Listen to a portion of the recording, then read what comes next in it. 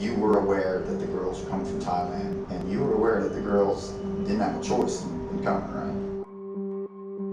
Now, she's been an NCIS informant since 2014. Yes. What if I wanted to get more with my girls? Well, I've been in the Navy a long time, and there ain't a secret that I know that can be kept on the waterfront. I'm trafficking human beings from Thailand to have sex on your behalf. That did not raise any red flags to you? She said she's trying to fight, but she can't. How many? Because he was like behind. I've never seen anything like this in my career before.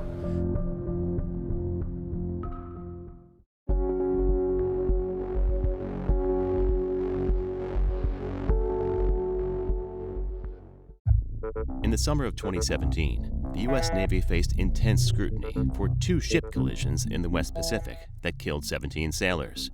But with the public eye turned toward Asia, a different kind of crisis was boiling over for the Navy in the Middle East. The Navy's 5th Fleet is headquartered on the small island nation of Bahrain, just off the coast of Saudi Arabia in the Persian Gulf. It is the nerve center for Navy operations in the region. That summer, investigators began to uncover a web of troubling allegations against sailors that started with prostitution, but ultimately grew into alleged cases of international sex trafficking and rape. The U.S. Navy's presence in Bahrain is mainly via a command known as U.S. 5th Fleet. They're the main Navy presence in the Middle East. There's about 7,500 U.S. sailors and assorted personnel stationed there, and so it's understandably a busy command. The Navy's footprint on the small island is vital to U.S. military operations in the region. It's the coordinating hub for actions against ISIS in Iraq and Syria, and lies just 121 miles from the coast of Iran. In the summer of 2017, the Naval Criminal Investigative Service uncovered an underbelly of criminal activity that would result in a series of courts-martial with common themes: U.S. sailors, local hookers, money, and a mysterious Thai prostitute. Both a purveyor and protector of other prostitutes, known locally as a mama-san, she also had one more role: as a longtime NCIS informant. Operating a sex ring in plain sight and with Navy knowledge, she triggered a series of investigations when she walked into an NCIS office with a shocking allegation that she was part of a failed plot to traffic prostitutes into Bahrain, and that her partner in the scheme was a U.S. sailor. Sailors and prostitutes had long coexisted on the island, but now the local sex trade and the sailors involved in it had become too big for the Navy brass to ignore. The informant and pimp known in Navy records as Lynn Ray West, a so-called mama-san, told NCIS she was working with a local sailor named Gunner's Mate Second Class Jihad Littlejohn. The case of Gunner's Mate Second Class Jihad Littlejohn was one of several that caught Big Navy's attention in Bahrain in the summer of 2017. Littlejohn was accused of conspiring with a pimp to import 2 women from Thailand into Bahrain to work as prostitutes. They would live with him, and he would take a cut of their earnings. Ray West told NCIS that their plot fell apart when the Thai girls failed to materialize at his off-base apartment. Text threads Ray West gave NCIS later entered into court records purportedly show her arguing over money Littlejohn gave her to traffic the girls. In return, she told NCIS she handed over her passport to Littlejohn as collateral. The two fell out, and each threatened to report the other to the authorities. Ray West knew who to call. She had been a confidential NCIS informant for years. She made her move first.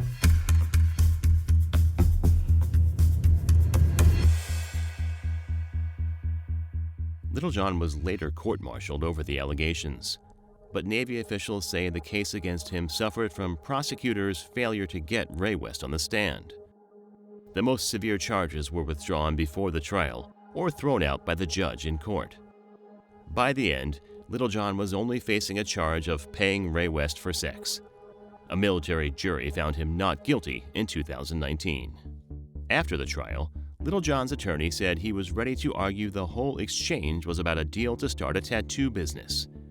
But the attorney declined to address the fact that Ray West's passport was found in a safe in Littlejohn's apartment in an NCIS raid. Still, Ray West's report to NCIS in 2017 ignited a widespread effort to crack down on similar crimes by sailors in Bahrain. It didn't take long for them to find what they were looking for. In September of 2017, a few weeks after Ray West reported Littlejohn to NCIS, Chief Operations Specialist Jason W. Grant began communicating on the dating app Tinder with a woman who appeared to be a prostitute. In text, they discussed an arrangement similar to the alleged Littlejohn scheme that Ray West reported to NCIS, that they would traffic prostitutes into Bahrain to live with Grant. He would seize their passports and take a cut of their nightly earnings.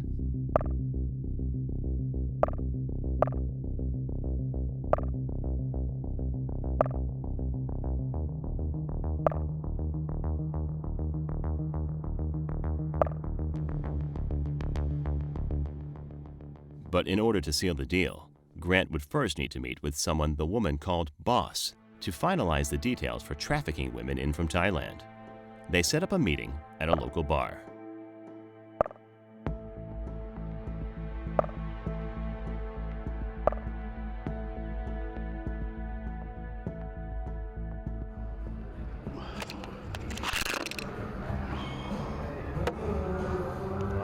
You interested in making a little money? Yes.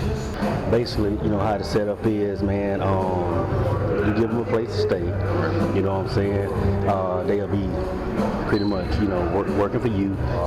You hold their passports. They usually only go home like once a year. That's like during Ramadan.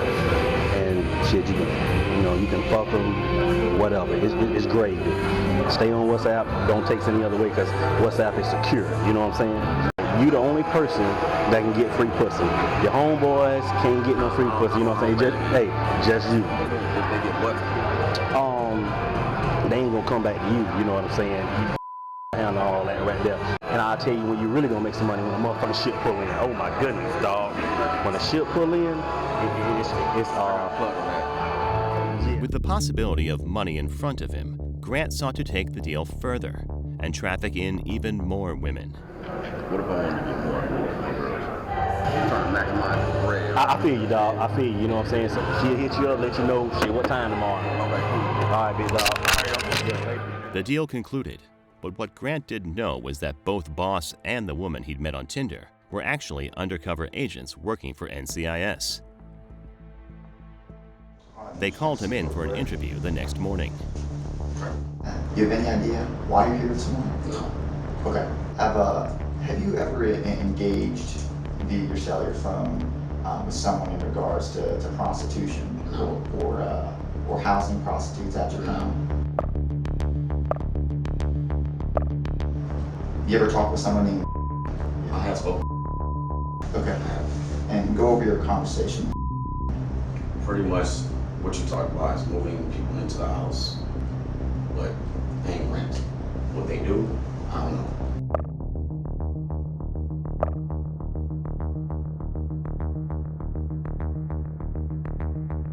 What if I told you I was?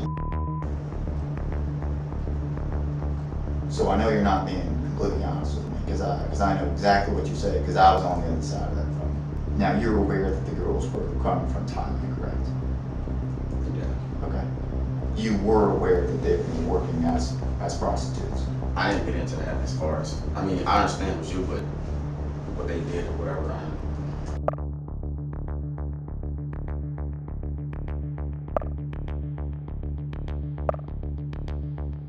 So when were these girls supposed to be coming in?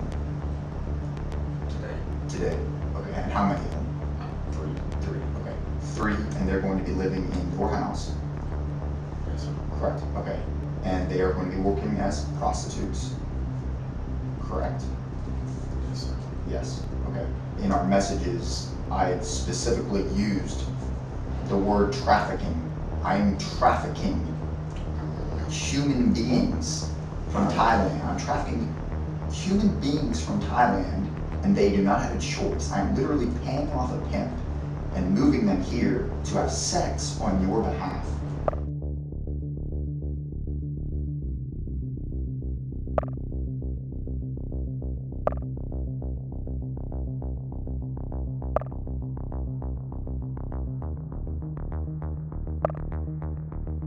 That did not raise any red flags to you? Yes, it did. In the end, Grant was sentenced to 4 years for attempted sex trafficking and attempted labor trafficking. A civilian attorney representing Grant says they plan to appeal. But his case was far from the only one of its kind being investigated outside the gates of Naval Support Activity Bahrain. And several of those cases featured the same person, Lynn Ray West, the Thai prostitute and mamasan known in sailor circles as Kaylina or Kay. But at NCIS, agents knew her by her confidential informant number, MEBJ 1580. Her name is Lynn Ray West. Ms. Lynn Ray West. Miss Ray West. Miss Ray West. Miss Lynn Ray West. I know her as Kaylina, sir. She's had various aliases. What we discovered was going on in Bahrain was that there was a confluence of cases coming out at the same time involving conspiracies, involving sexual crimes, involving human trafficking, prostitution, and at the center of all of this was one person, seemingly one person. And that was Miss Lynn Ray West.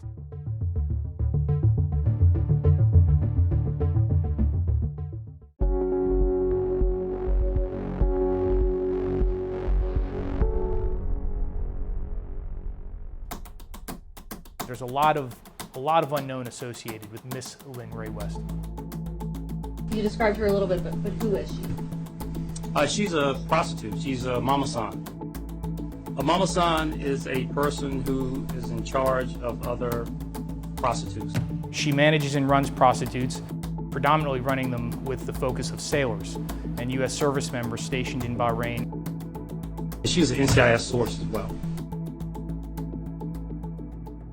The story of Lynn Ray West is probably one of the craziest parts of this whole series of cases involving sailors in Bahrain. What we know about Lynn Ray West is she's originally from Thailand. She came to Bahrain working as a prostitute. At some point, she became a pimp of other women, or what's known down there as a mama-san. Now, were you close with Miss Ray West, or? No, just when I went out. I would say I always saw her at parties. Ray West, according to court records, knew a lot of sailors, and she had a lot of connections on base. She was up in the clubs where U.S. sailors like to go in their off time. She'd hold court at these boozy brunches that some shipmates reported attending. So what kind of parties did you attend with Ms. Ray West? In Bahrain, there's always brunches, clubs, all that stuff. People from the base, we'd all go there. We get in super cheap. She's just a very popular person in the area. And you knew Miss Ray West had connections on base? Yes, sir. The extent of Ray West's assistance to NCIS over the years remains largely unclear. NCIS refuses to tell us what cases she helped them on and how much she was paid over the years. I met Kay West in 2014 when I first reported to NCIS Bahrain. And it was through the course of an unrelated investigation. She knew a young lady that had been assaulted by another sailor, and she brought her to our office, and that began our relationship. Tell us a bit about her relationship with NCIS. Lynn Ray West's relationship with NCIS was that of a confidential informant, we learned. Was she able to continue her prostitution and pimping while she was, in the employ or in the informant mix for NCIS?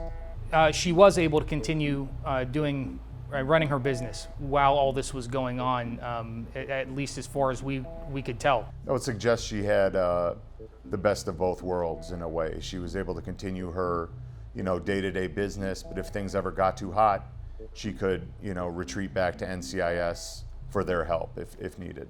Absolutely, and the evidence that we saw demonstrated that she was using that relationship and taking full advantage of the fact that she had NCIS as a silent partner almost. We had certain defense theories that we were attempting to explore through the discovery process involving her willingness and her ability to leverage and fabricate stories to extort sailors.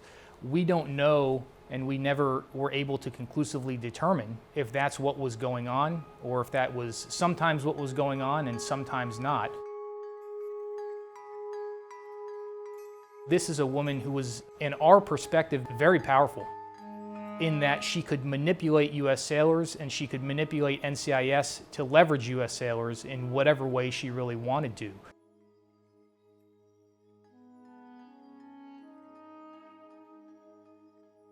And you're here because they speaks very English, and you're going to have to interpret today for us?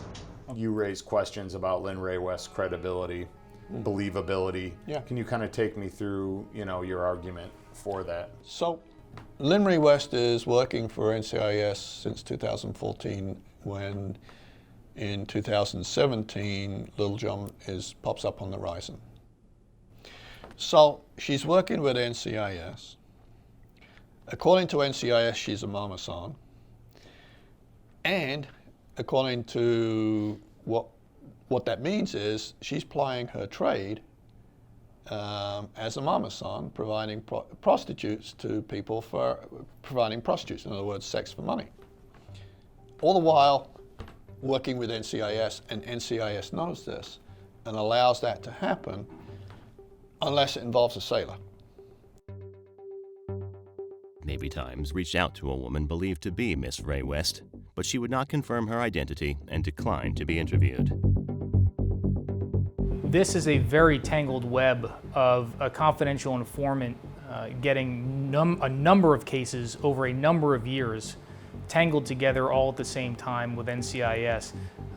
From what we know, from the evidence, from at least 2014 to 2018, and certainly having an informant that lasts that long is not a unique concept. However, having one that lasts that long while they're being allowed to run a criminal enterprise targeting U.S. sailors is shocking, especially when the Navy is trying to clean up this conduct and trying to rid these types of things from the ranks. I've never seen anything like this in my career before. Whatever her actual role with NCIS was, Ray West helped trigger an investigation with a number of graphic accusations when she came back to NCIS with several of her prostitutes and an explosive allegation that they had been brutally raped by a U.S. sailor. Did he do anything to try to stop you from screaming? Yeah, like push harder to the bed and like tell her to like not scream.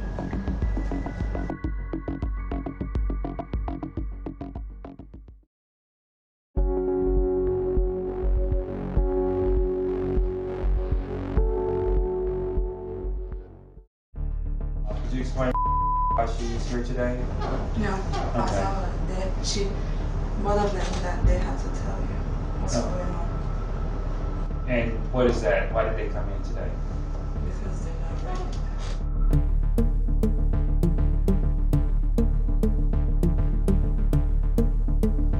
In September of 2017, NCIS informant MEBJ 1580, also known as Kaylina, and Lynn Ray West, walked into NCIS on 2 occasions with other Thai women and a set of troubling accusations that a U.S. sailor had violently raped them.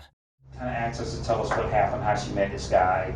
Just tell us The story. the story, why she's here today. Why is she here today? In her own words. He want her to go home with him and then move on to her. She'll tell him like if he wants to take her, he gotta pay her. Translating for the Thai women, Lynn Ray West relayed allegations that the women had agreed to vaginal sex with a Navy chief stationed in Bahrain, but were then pinned down and sodomized against their will by the sailor in his apartment. Some said they screamed and fought against him. Others reported severe physical injuries from the alleged rape.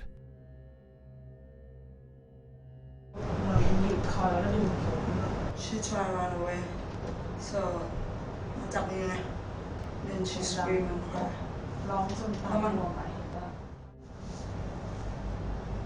how did he push her down? Like, where was he pushing her down into? มันกดยังไงในเตียงกดหน้าสมอง like into the bed ไม่ให้น้องเลยขึ้นมาไง ร้องไหม ร้องแล้วก็แบบสู้มันเนี้ยแต่ว่ามันสู้ไม่ได้มันล็อกคอมือเดียว she bleed when she get home. NCIS agents tried to take the women in for sexual assault forensic exams, but Navy officials refused to treat them since they were not U.S. service members or dependents, according to court records. Court records indicate that the Navy ultimately filed charges of sexual assault against the sailor, Chief Logistics Specialist Calvin Halfacre. In the end, Navy prosecutors offered Halfacre a plea deal, which he took. He pleaded guilty to charges of patronizing a prostitute and was sentenced to 30 months in the brig and other penalties. Navy officials would not say why they offered Halfacre a plea deal. Prosecutors were unable to track down Ray West or the accusers to testify and further support the allegations of sexual assault, according to court records. This was a problem in several Navy cases involving sailors and prostitutes in Bahrain, where women did not appear in court to give testimony. Halfacre did not respond to letters sent to him at the Navy brig in Chesapeake, Virginia. His attorney, Phil Cave, said they are appealing his sentence.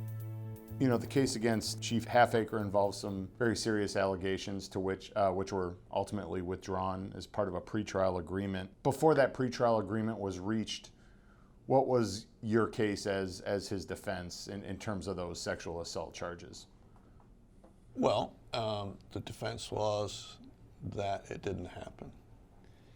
I think that had it gone to trial, it would have been a fairly standard, what you see these days over the last 7 or 8 years, he said, she said case in many ways, and we would have challenged the evidence. Lynn Ray West was reportedly the pimp of the 3 women that accused Halfacre. You know, there's a strange duality going on there because she's reporting these cases. At the same time, she's an NCIS informant, and she's serving as the official translator of these women who are alleging these very serious crimes. You know, what did you make of those mixed spaces that she seemed to be occupying with all this? Well, I will tell you that myself and all of us who were defense counsel in all of the Bahrain cases, not just with her, but with some of the others, have had some questions about that. Had the judge not dismissed the charges in Littlejohn, part of my argument would have been that NCIS was protecting her.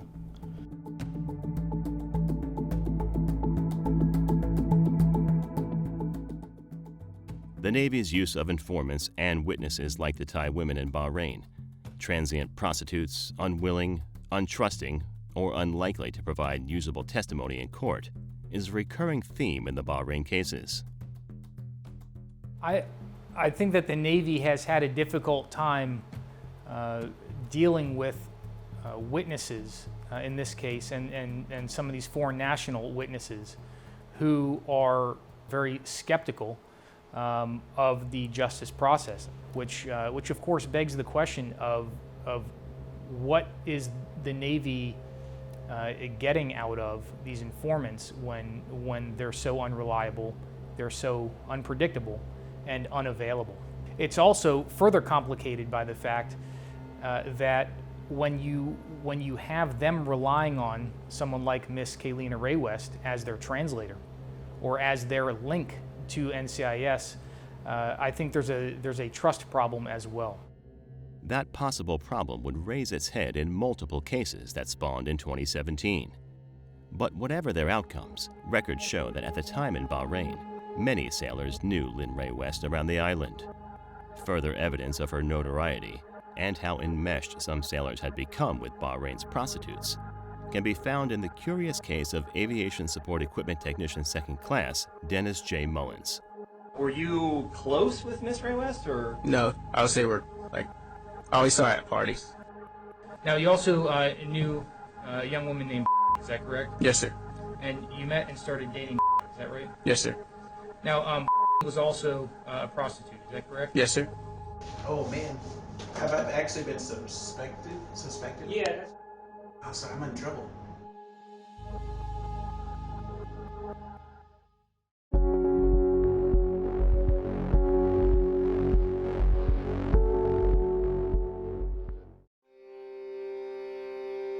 To get a sense of how pervasive the presence of prostitutes could be among sailors in Bahrain, one could look to aviation support equipment technician 2nd Class Dennis J. Mullins. Though he was never court-martialed for events in Bahrain, court records show Mullins had contact with at least 3 prostitutes there in 2017. First, court records and testimony show Mullins was social acquaintances with the woman at the center of it all, Lynn Ray West, his connection to whom would pull him in as an obstruction of justice suspect in the Halfacre case.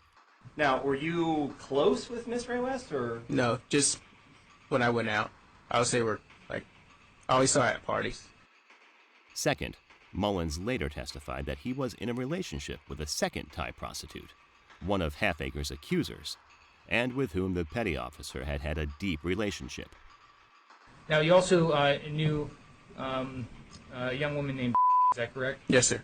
And you met and started dating is that right? Yes, sir. And now, you weren't just in a relationship with her, you were in a very serious relationship with her. Yes, sir. And you contemplated getting married. Yes, sir. Was also a prostitute, is that correct? Yes, sir. And she worked for Miss Ray West? Yes, sir. Finally, Mullins told investigators about his involvement with a third prostitute, a woman named Saifan. The Saifan girl, she came to my room. She was a little flirty. We talked a little bit. We hooked up. And that was that. But that hookup took a strange turn when Mullins began receiving messages originating from Saifan's WhatsApp account. They appear to be from another U.S. sailor who was acting as the prostitute's enforcer, and he laid out an alleged extortion scheme, demanding that Mullins pay cash to the other sailor for Saifan's services. Do you recall the conversation that you had with this guy on through Saifan's WhatsApp account? At first, he just started sending voice messages, said, oh, you did something bad, you did something wrong. I don't remember the exact wording, but basically said, oh, yeah, you did something bad, you need to pay this person. I didn't know she was a hooker. In the exchange, Mullins would send the other sailor text messages, and the sailor would respond with recorded voice messages sent from Saifan's phone. Hey, you need to take care of this and pay it. She's very serious about going to the base.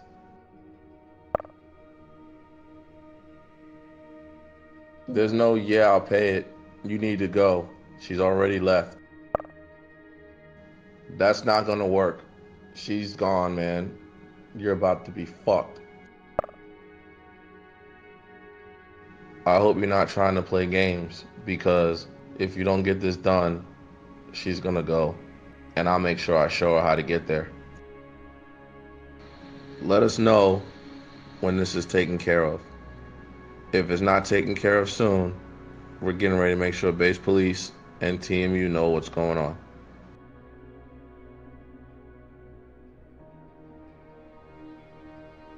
Do you know that person's name? I don't remember it, no. I looked at it briefly, but I don't remember his last name on his uniform.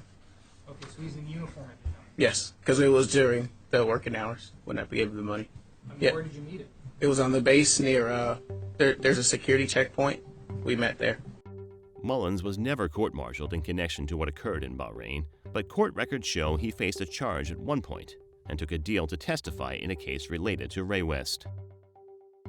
With prostitution, illicit payoffs, human trafficking, and potential extortion happening around the 5th Fleet headquarters, the Navy would soon respond, and the reaction would come right from the top, the head of the 5th Fleet Command.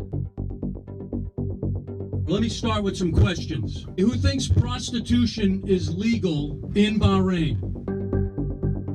I have NCIS investigating, and they are all over the place. We will find you. And this theme will continue until we beat it out of our organization. It is unacceptable.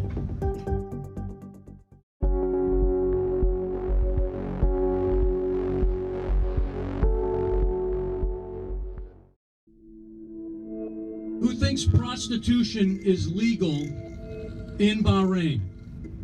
Anybody? Who thinks it's okay to bring someone into their apartment and exchange sex for rent money? Anybody?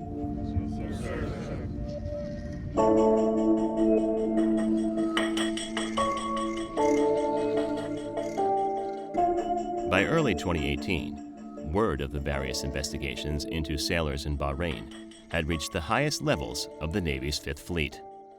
In January of that year, the ongoing investigation made its way to the desk of then Vice Admiral John Aquilino, the head of the Fifth Fleet. His reaction was alarm and disbelief. Aquilino held an all-hands call with his sailors on the waterfront to discuss these cases and these investigations.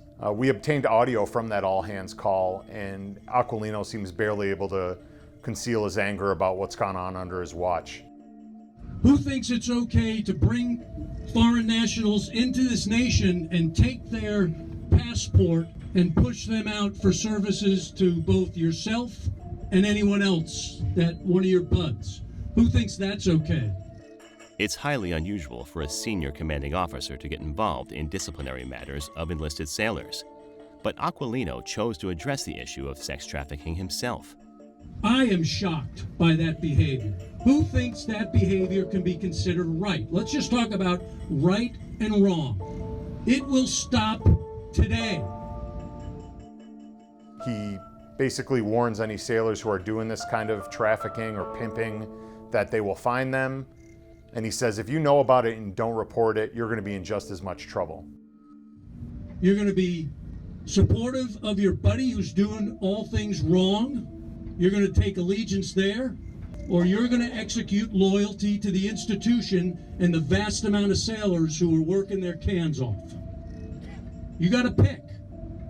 And if you pick the wrong choice, you'll fall into that category, and NCIS will find you, or you will be identified as a bystander who let this happen, and the appropriate disciplinary path will be executed. And this theme will continue until we beat it out of our organization. It is unacceptable. With the number of cases involving prostitutes and allegations of everything from rape to human trafficking swirling around the base, Aquilino and the leadership launched an effort to quash the activity. So every U.S. sailor and service member for that matter is familiar with anti-human trafficking training. It's been a big part of the Pentagon's bevy of training for years now. But the Navy says that now down in Bahrain, they are putting a new focus on this and ethics and character work. In response to Navy Times' request for interviews on the events in Bahrain, the current head of U.S. Fifth Fleet, Vice Admiral James Malloy, declined to speak with Navy Times via his spokesman. But the command put forth Captain Carey Cash, the fleet's chaplain, who led revamped ethics training efforts in the wake of the 2017 events. On the phone is Captain Carey Cash, the NAVCENT fleet chaplain. I guess my first question for you is this kind of take me through your current efforts and when did they begin? There have always been deliberate and intentional efforts, both here at NAVCENT and I think across the fleet, to try to address human trafficking or solicitation of prostitution and try to confront those issues. Where the genesis of this came from was the sense that we needed a more structured and deliberate campaign. Can you take me through the specifics of what the program's doing? So there's two pieces. One was I developed an advisory board of senior officers and enlisted and a few junior folks. These briefs dealt with character, and this is kind of getting into the meat of what we talked about. Apparent to us in Bahrain is that we needed to do our due diligence and do our part to be more deliberate about the way we addressed it. To get a sense of how the service has handled the crisis there, Navy Times spoke with Captain Greg Smith, the commanding officer of Naval Support Activity Bahrain. We are certain that this is a big problem. You know, we recognize that we don't have all the answers. Honestly, it's shocking to those of us who are trying to maintain good order and discipline and encourage moral behavior. But what we're trying to do, you know, we can't just wring our hands and say, hey, sailors will be sailors, right? We're trying to be proactive and, educate folks so they know, what's right and wrong. It's important to those of us in Bahrain and to me as the commanding officer at NSA Bahrain. And so we want to be proactive and deter and prevent further engagement with trafficking in persons to the greatest extent possible. historically, that was the perception that sailors, the old phrase, there's a girl in every port. And so these are the kind of things that the Navy has been working culturally to change. And we'd like to see this problem diminish and protect our sailors from potential harm. So where do things in Bahrain currently stand? At least 16 sailors, including several officers and chiefs, were charged or disciplined for alleged crimes in Bahrain. The cases have all concluded, but the Navy has also refused to release several public records regarding the cases. The fact remains that U.S. sailors and prostitutes in Bahrain have mingled in the same circles for years. Whether the renewed efforts that the Navy purports are happening right now actually pay off remains to be seen. The Navy insists they have gotten a handle on Bahrain, and officials say they have had no new cases of U.S. sailors trafficking, pimping, or soliciting prostitutes since September 2018. Whether that will hold remains to be seen. Bahrain is small, and off-duty leisure options are limited. Young sailors are still there, and so are the prostitutes.